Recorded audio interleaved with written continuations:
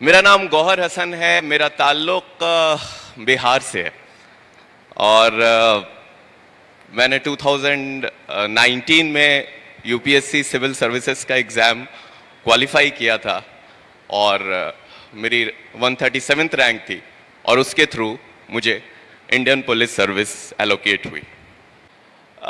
میرے 4 بھائی بہن ہیں اور ان میں سے سب سے ناکارہ میں ہی تھا پڑھنے میں. تو میرے والد صاحب جو کہ پروفیسر تھے, اللہ انہیں جنت نصیب کرے, ان کا انتقال ہو چکا ہے, وہ ہمیشہ کہا کرتے تھے کہ آخر میں نے زندگی میں بہت نمازی تھے, بہت پرہیزگار تھے, زندگی میں کبھی ایک پیسہ انہوں نے ایسا نہیں کمایا جس پہ ان کو افسوس ہو سکے. لیکن وہ مجھ سے اکثر کہا کرتے تھے یہ بات کہ میں نے زندگی میں آخر ایسی کیا غلطی کی ہے کہ اللہ نے تم کو اس طرح کا بنا دیا. میں نے سی بی ایس سی سے, میرے خیال زیادہ تر لڑکے یہاں سی بی ایس سی کے بیٹھے ہوئے ہوں گے, میں نے سی بی ایس سی سے 10ویں 2 بار میں پاس کیا تھا.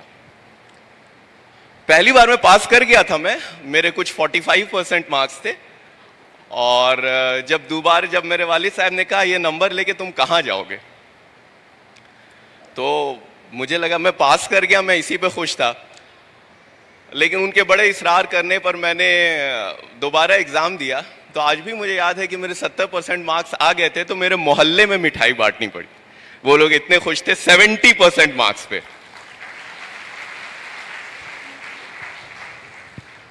نیٹ ہو گیا, میڈیکل ہو گیا. اس وقت میں نیٹ نہیں ہوا کرتا تھا, میرے خیال سے پری میڈیکل ٹیسٹ ہے, یا انجینئرنگ کے لیے اس وقت میں AIEEE ہوا کرتا تھا. میرے خیال سے, مجھے یاد نہیں ہے, مجھے اندازہ نہیں ہے کہ آج کے دور میں. تو یہ سب تو بہت دور کی باتیں ہیں. میرے والد صاحب کو یہ لگا کہ شاید یہ لڑکا انجینئرنگ کوالیفائی نہیں کر پائے گا, اس لیے انہوں نے میرا ایڈمیشن ڈپلوما میں کروایا تھا. ڈپلوما انجینئرنگ میں, کہ تم سے بیٹا انجینئرنگ تو ہوگی نہیں, بہتر ہے کہ تم ڈپلوما کرو, ڈپلوما کے بعد تمہیں جاب مل جائے گی. اور ان کا انٹینشن بہت نوبل تھا. ظاہر ہے وہ مجھے بچپن سے دیکھتے آ رہے تھے, ایک باپ ماں سے زیادہ, ایک پیرنٹ سے زیادہ اپنے بچوں کو کون پہچانتا ہے.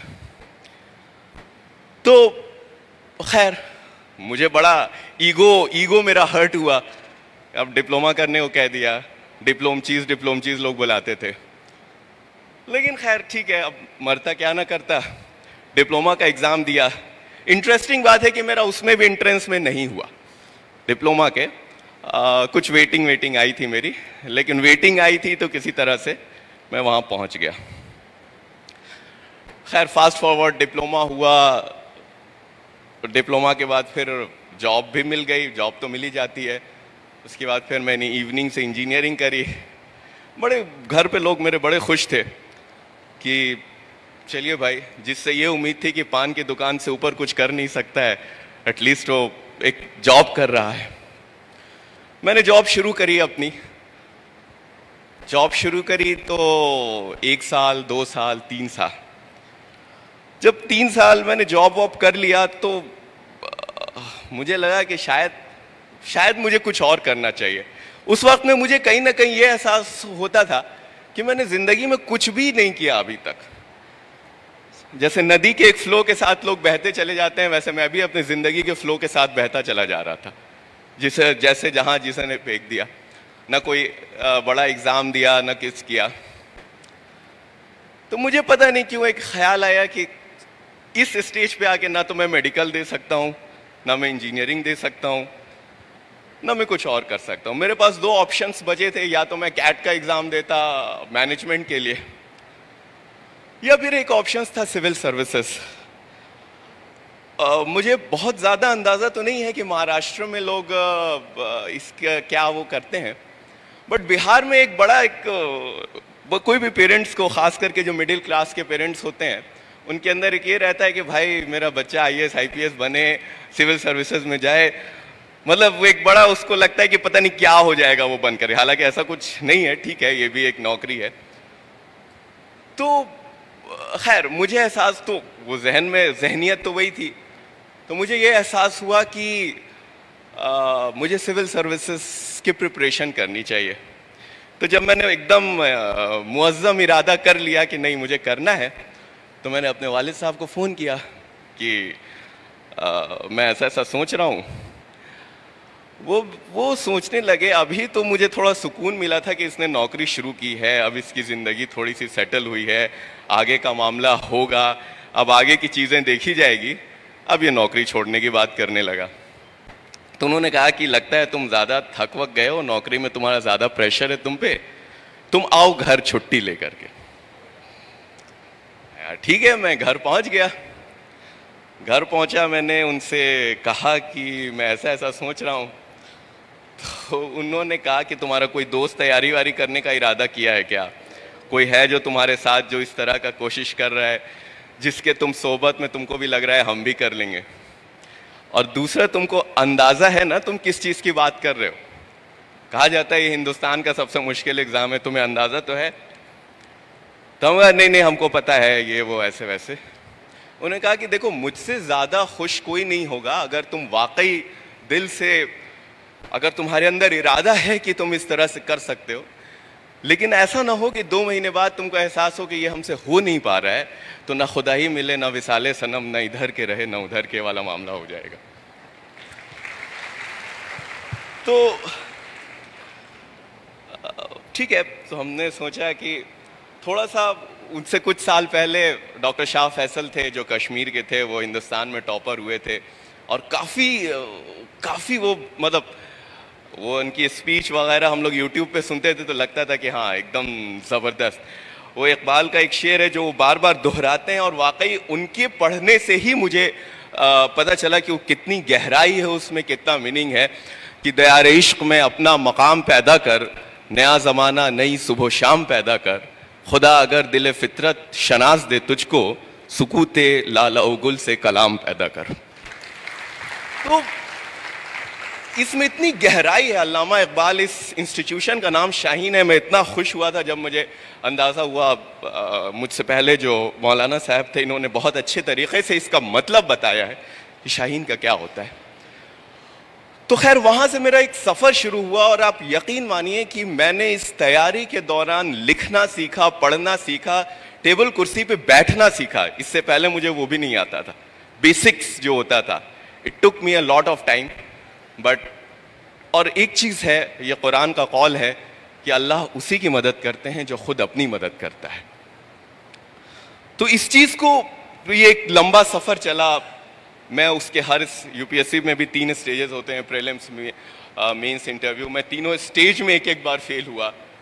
فائنلی 2019 میں جا کر کے الحمدللہ میرا سلیکشن ہوا. تو کہنے کا مقصد یہ ہے, میں آپ لوگوں کو یہ, خاص کر کے میں ان بچوں کو ایڈریس کر رہا ہوں جن کو ایسا لگتا ہے کہ شاید وہ اپنے اندر سے ہارتے ہیں. ان کو ایسا لگتا ہے کہ شاید میں کچھ نہیں کر پاؤں گا. جب وہ دوسرے بچوں کو دیکھتے ہیں ان کو لگتا ہے کہ یار یہ مجھ سے اتنا اچھا ہے. مجھے بھی ایسا لگتا تھا, میرے اندر بھی یہ انسیکیورٹیز تھیں. ایسا نہیں ہے کہ یار یہ تو میں کیسے کر پاؤں گا, اتنا بڑا کمپٹیشن ہے, اتنے بڑے لوگ ہیں. اور آپ کو میں ایک چیز بتاتا ہوں, میں اپنے ایکسپیرینس سے یہ چیز 100% کہہ سکتا ہوں کہ آپ کا کمپٹیٹر دنیا میں صرف آپ ہیں. اگر آپ آج جس مقام پر ہیں, آپ کل اس سے تھوڑے بہتر ہو گئے تو یقین جانیے اس سے بہتر کوئی چیز نہیں. آپ کو صرف ایک سیٹ چاہیے کسی بھی کمپٹیشن میں, کسی بھی ایگزام میں. آپ کو کوئی مطلب نہیں ہے کہ دوسرے کیا کر رہے ہیں. آپ کا کمپٹیشن کسی اور سے نہیں ہے.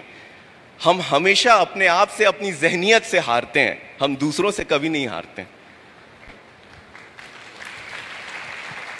اپنے دل پہ ہاتھ رکھ کے آپ سارے کے سارے ایسپیرنٹ سوچئے کہ جب آپ جا کر کے بیٹھتے ہیں ایگزام میں تو آپ کو پتا ہوتا ہے کہ نہیں کہ آپ کا سلیکشن ہو رہا ہے یا نہیں.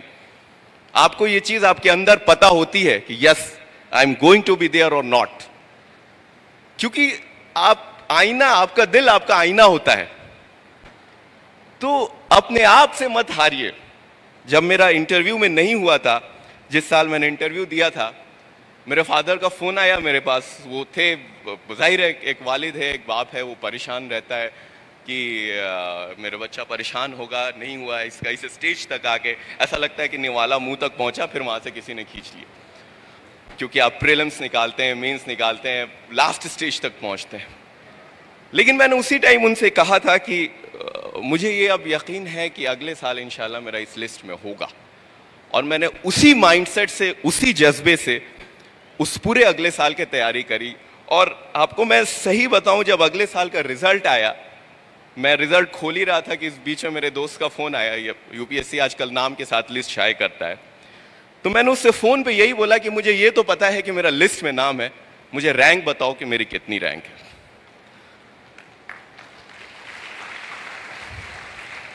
اور یہ میں 4 بار فیلئر ہونے کے بعد کی بات کر رہا ہوں, ایسا نہیں کہ میں پہلی بار میں کسی طرح کا کوئی غرور نہیں, کسی کا, بس مجھے اپنے اندر یقین تھا کہ ہاں. اور آپ سب کو, جتنے بھی ایسپیرنٹ, جتنے بھی لوگ یہاں بیٹھے ہیں, ان کو پتا ہوتا ہے. آج جو لوگ بیٹھے ہیں, جن لوگوں کو اگلے سال دینا ہے, آج یہ چیز سوچیے اپنے ذہن میں کہ اگلے سال میرا نام وہاں پہ ہوگا. اور یہ جو پازیٹیو انرجی ہوتی ہے نا آپ کے ذہن میں, وہ آپ کو ڈرائیو کرتی ہے, وہ آپ کو اپنے گول کی طرف کھینچتی ہے. تو آپ اگر اپنے ذہن, آپ صبح صبح اٹھ کر کے آپ اگر یہ سوچیں گے yes I am going to be there, جہاں آپ چاہتے ہیں, جہاں آپ کے والدین چاہتے ہیں, جہاں آپ کے پیرنٹس چاہتے ہیں, یقین جانیے آپ کے پیرنٹس, آپ کے والدین آپ کے لیے اتنا سیکریفائس کرتے ہیں کہ آپ لوگ, ہم لوگ اس چیز کا امیجن بھی نہیں, اس کا اندازہ بھی نہیں لگا سکتے ہیں. کتنی دعا کرتے ہیں, کتنی رات جاگتے ہیں, کتنے آنسو گراتے ہیں. اور کیا صرف آپ کی کامیابی, میرا سلیکشن ہوا, اس کے ودن 1 ایئر میرے والد صاحب کا انتقال ہو گیا. آج وہ نہیں دیکھ رہے ہیں کہ میں کہاں ہوں, کیا ہوں, انہوں نے اپنی زندگی اس چیز میں صرف کر دی کہ ان کے بچے اچھا سے اچھا کر سکیں. الحمدللہ آج میرے چاروں بھائی بہن ایک اچھی جگہوں پر ہیں, لیکن اور میرے والد نہیں ہیں اس کو دیکھنے کو. تو اس لیے آپ سب کے لیے, جتنے بچے یہاں پہ بیٹھے ہیں, یہ ساری چیزیں جو ہیں صرف آپ کے لیے ہیں, یہ آپ کے فیوچر کے لیے ہیں. آپ اس چیز کو سمجھیے. اقبال کا وہ قول ہے, خود ہی کو کر بلند اتنا کہ ہر تقدیر سے پہلے خدا خود بندے سے پوچھے بتا تیری رضا کیا ہے.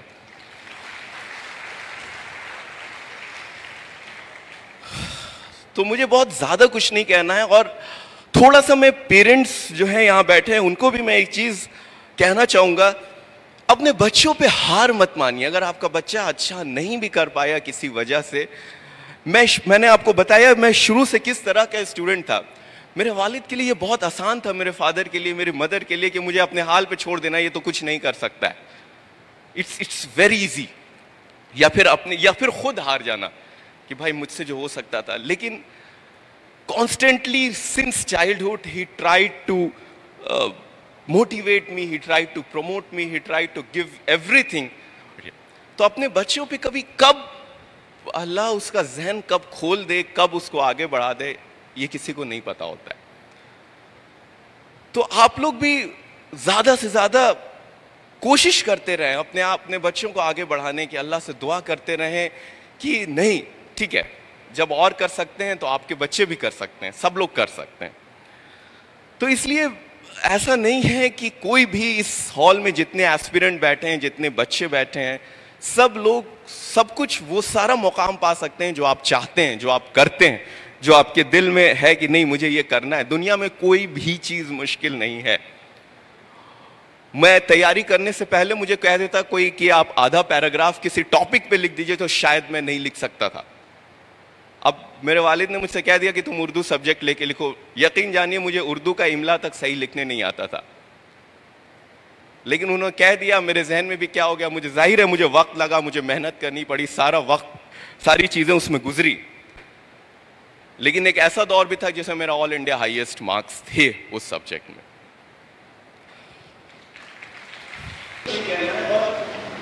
کوئی بھی چیز دنیا میں, کوئی بھی چیز مشکل نہیں ہے. Everyone who is sitting here is an Einstein, is a Newton in itself, in himself, in herself. There is nothing which is impossible for him. ہر کوئی ڈفرینٹ ہے, ہر کسی کے پاس اپنی کیریکٹرسٹکس ہے, ہر کوئی ڈفرینٹ ہے, ہر کوئی یونیک ہے. اور آپ کا کمپٹیشن کسی سے نہیں ہے. یہ چیز آپ کو میں بار بار بتاتا ہوں, بار بار دہراتا ہوں. کبھی یہ نہیں سوچیے گا کہ آپ کے کلاس میں کسی کا ٹیسٹ ہوا, اس کا مارکس بہت آ گیا تو وہ بہت اچھا ہے. نہیں, آپ کا کہاں کم آیا, کیا کم آیا یہ دیکھیے. کسی دوسرے کا کیا زیادہ آیا, اس سے کوئی فرق نہیں پڑتا ہے. آپ کا کمپٹیشن اس سے نہیں ہے, آپ کا کمپٹیشن اپنے آپ سے ہے. تو آخری میں بس میں ان بچوں سے فائنلی ایک بشیر بدر کا شعر ہے اس کو کہہ کر کے اپنی بات ختم کروں گا. یہاں پہ بہت لوگ ہیں بہت بڑے, کہ بس ایک چیز ہمیشہ یاد رکھیے گا کہ جب سے چلا ہوں میری منزل پہ نظر ہے, راستے میں کبھی میل کا پتھر نہیں دیکھا. شکریہ.